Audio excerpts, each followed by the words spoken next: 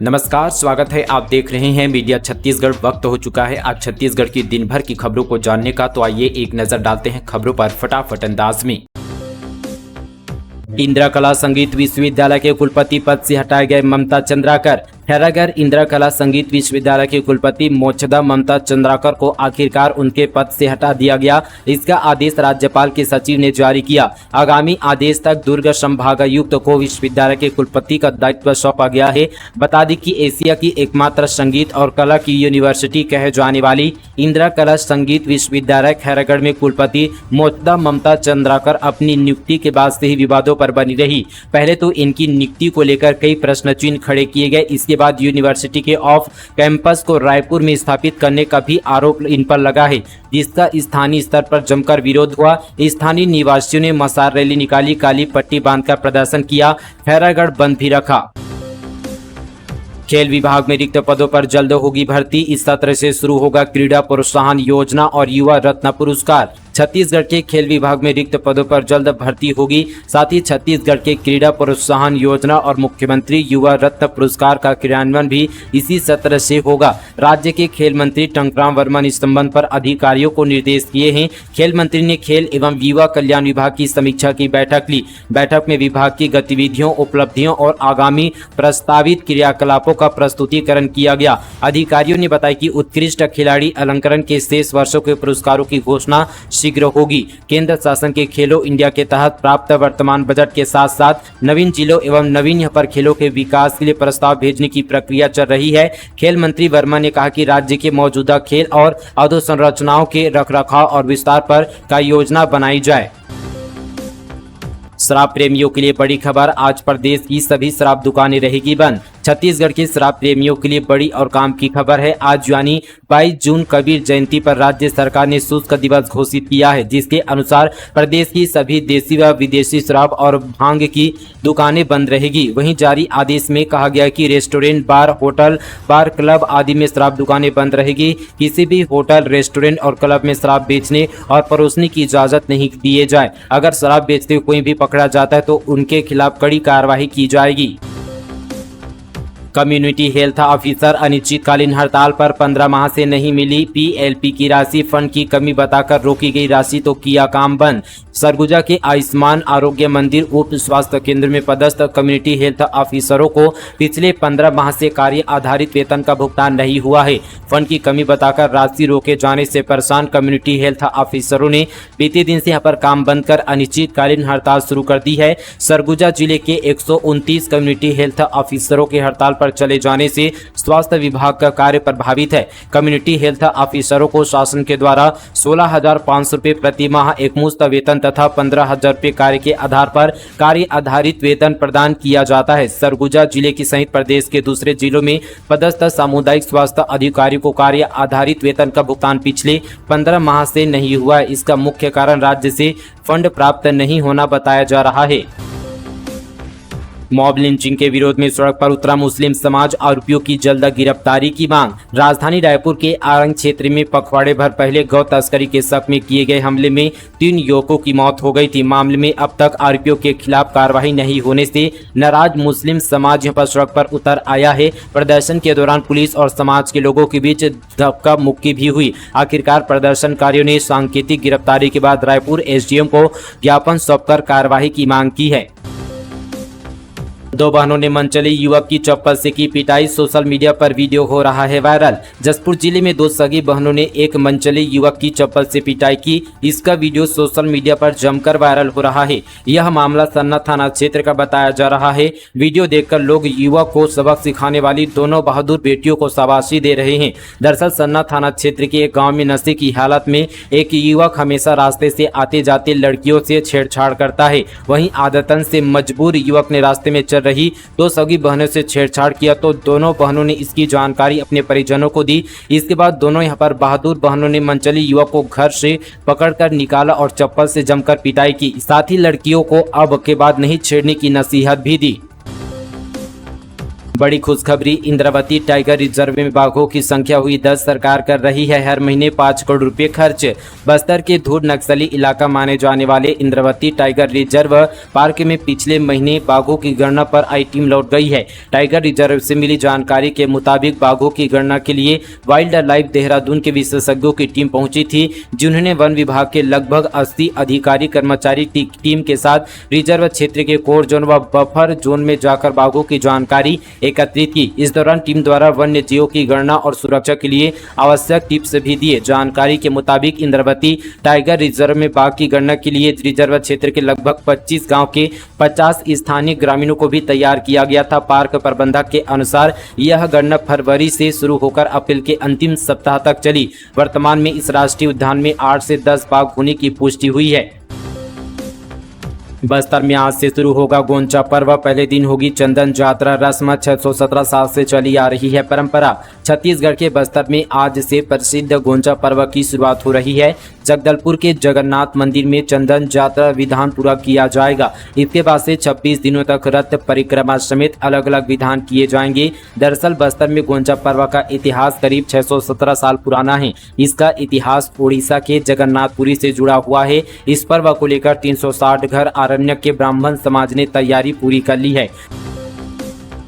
Tax चोरी करने वालों पर जीएसटी विभाग की बड़ी कार्यवाही। 5 करोड़ से अधिक के कर चोरी मामले में राजधानी के दीपक एंटरप्राइजेस का मालिक गिरफ्तार। छत्तीसगढ़ में टैक्स चोरी के मामले में लगातार कार्यवाही जारी है। केंद्रीय जीएसटी विंग ने फर्जी इनपुट टैक्स क्रेडिट के मामले में कार्यवाही करते हुए रायपुर के मेसर्स दीपक एंटरप्राइजेस के मालिक दीपक कुमार मिश्रा को गिरफ्तार किया है।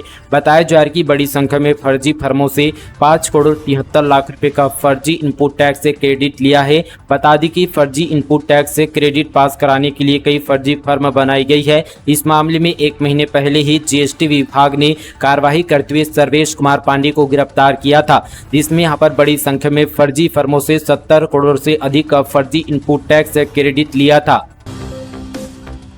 मुख्यमंत्री विष्णुदेव साय ने धमतरी जिले में 55 करोड़ 15 लाख रुपए के कार्यों का किया लोकार्पण और शिलान्यास। मुख्यमंत्री विष्णुदेव साय ने धमतरी जिले में 55 करोड़ 15 लाख रुपए के कार्यों का लोकार्पण और शिलान्यास किए। इसमें 16 करोड़ 4 लाख रुपए के 101 कार्यों का लोकार्पण एवं 39 करोड़ 11 लाख रुपए के 21 कार्यों का शिलान्यास शामिल है। इस मौके पर सांसद यहाँ पर रूपकुमारी चौधरी, विधायक अजय चंद्राकर और सुपर 30 के संस्थापक आनंद कुमार भी मौजूद थे।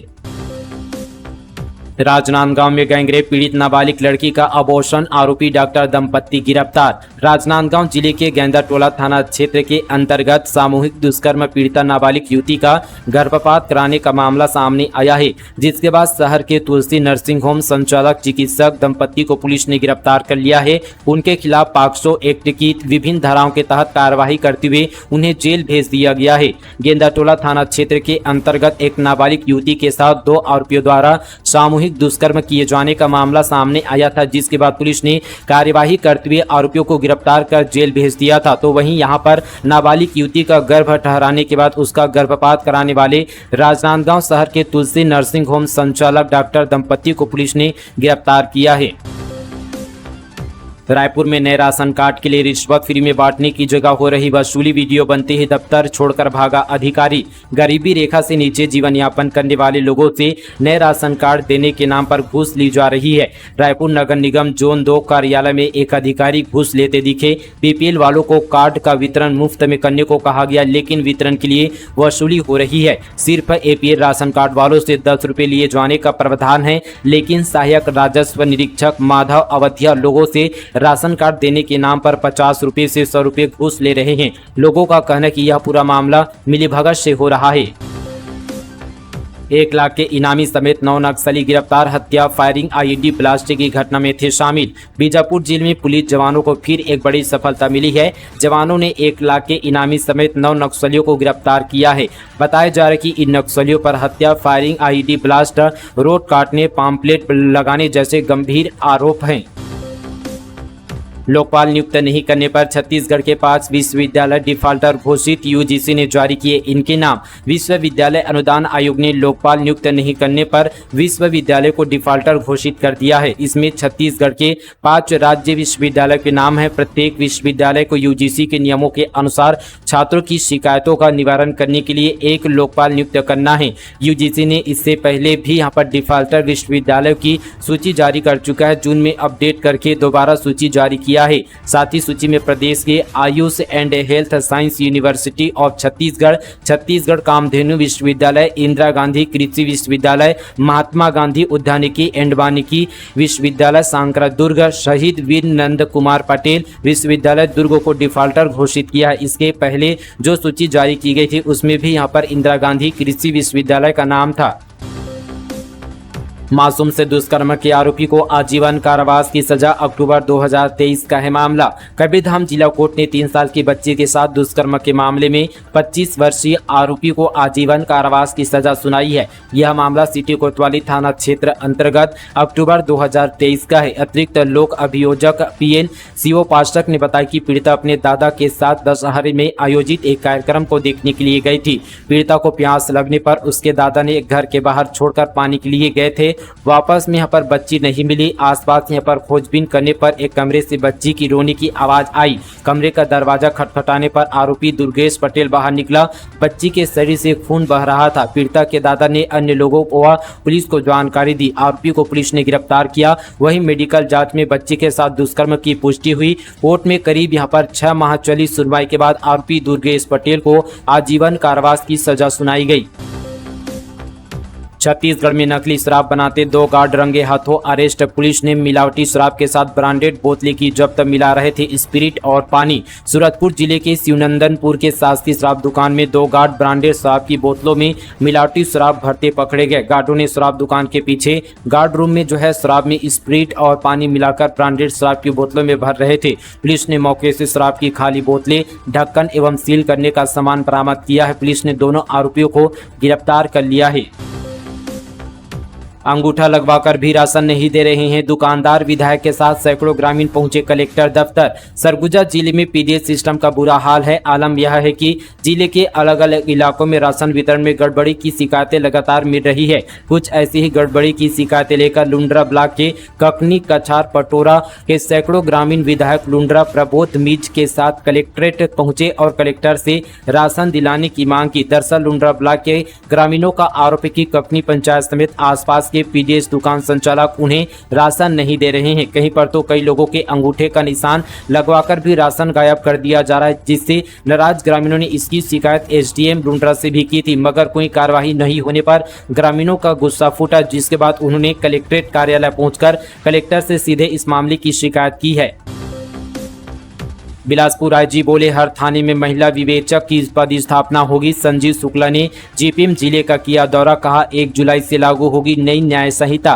बिलासपुर आईजी डॉक्टर संजीव शुक्ला यहाँ पर गौरेला पिंडा मरवाही जिला पहुंचे। यहाँ उन्होंने निर्माणाधीन एसपी कार्यालय और वर्तमान कार्यालय का जायजा लिया। यहाँ उन्होंने मीडिया से बातचीत करते हुए कहा कि आगामी 1 जुलाई से नई कानून संहिता लागू हो रही है। इसके तहत महिला संबंधित अपराध की विवेचना महिला प्रधान आरक्षक या उससे वरिष्ठ पद की महिला पुलिस अधिकारी ही करेगी। ऐसे में हर थाने में एक महिला विवेचक की पद स्थापना किए जाने की व्यवस्था की जा रही है। वहीं आईजी शुक्ला ने बलौदाबाजार की घटना को लेकर कहा कि कुछ घटनाएं अपवाद स्वरूप हो जाती है, नहीं तो छत्तीसगढ़ का लॉ एंड ऑर्डर अच्छा है।